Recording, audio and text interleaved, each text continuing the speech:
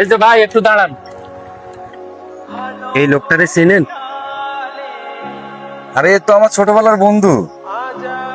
এই লোকটারে আমার খুব প্রয়োজন, যদি আমাকে একটু বাড়িটা দেখাই দিতেন। সমস্যা নাই, চলেন। তাহলে উঠেন।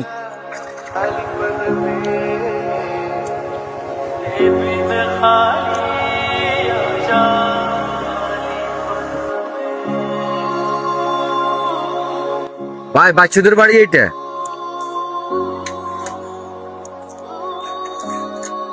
তাহলে ভাই আপনি একটু বাচ্চুটা ডাক দেন। এ বন্ধু বাচ্চু। কি ব্যাপার, মিজান অসময়ে আমার বাড়ি?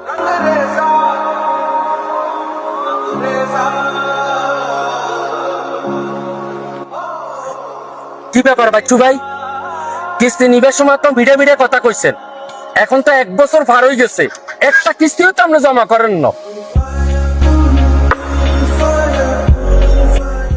আপনারে 1 সপ্তাহ সময় দেওয়া হলো,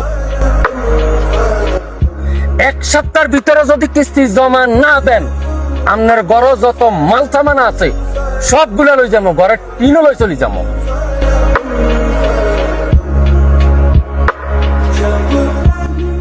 এটা আপনাকে লাস্ট সময় দিয়ে গেলাম, কথাটা যেন মনে থাকে।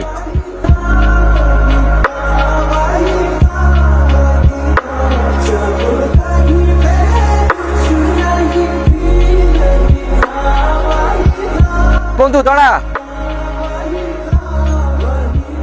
আসলে বন্ধু, এই যে কিস্তি স্যার, আমি জানতাম না।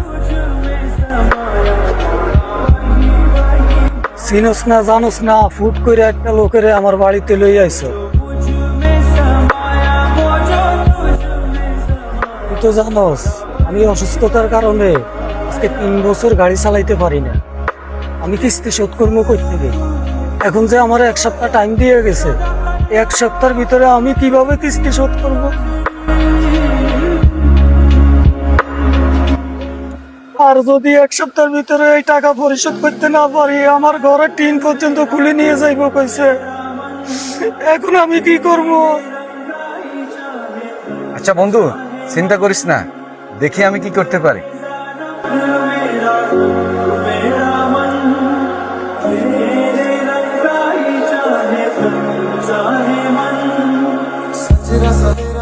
এ বাচ্চু ভাই,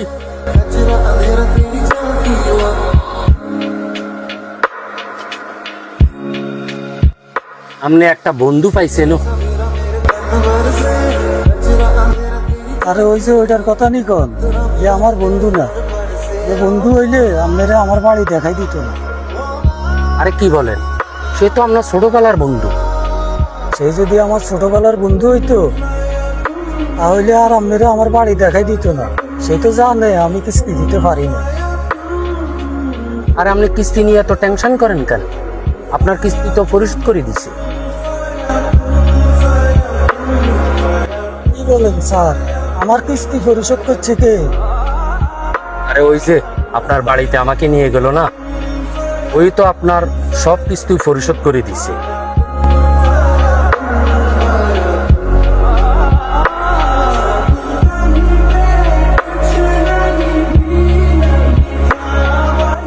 আরো উনি কি বলছে জানেন?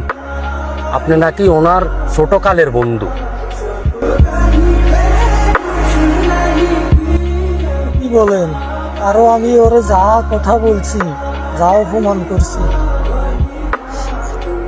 আমার বন্ধু আমার সব টাকা পরিশোধ করে দিছে। আরে বাচ্চু ভাই, কান্না করিয়েন না, আপনি জীবনে একটা বন্ধুও পাইছেন। এমন একটা বন্ধু কয়জনের ভাগ্য জোটে। যে স্যার, আপনি ঠিক কথাই কইছেন। এমন একটা বন্ধু পাওয়া আসলে ভাগ্যের ব্যাপার। আপনি থাকেন, আমি আমার বন্ধুর কাছে যাই।